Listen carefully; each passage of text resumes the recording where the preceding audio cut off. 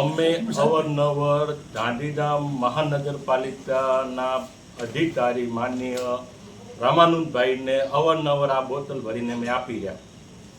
આ બોટલ ભરીને આપીને સાહેબને કહીએ, સાહેબ તમે એક ગ્લાસ એ પાણી પીઓ ને એક ગ્લાસ અમે પાણી પીએ. કાંઈક તો હવે શરમ આવી ગઈ ને. આ પાણી માટે ખરેખર પબ્લિક આ પાણી પીશે? હે, આજ 30 વર્ષ ત્યાં ભારતીય જનતા પાર્ટીનું શાસન છે અને એ શાસનમાં જો આ પાણી મળતું હોય તો આવા અધિકારીઓને ખરેખર રાજીનામું દઈ જવું જોઈએ. આવું પાણી પબ્લિકને એ એમ કહે છે દબાણો, તો દબાણો આટલા વર્ષથી ત્રણ દબાણ ના પાડી. ગાઈડલાઈન છે જે ગરીબોનું દબાણ હટાવવાનું, કોઈ સાવકારોનું દબાણ હટાવવાનું નહીં, આ ગરીબોને જ પાણી દેવાનું.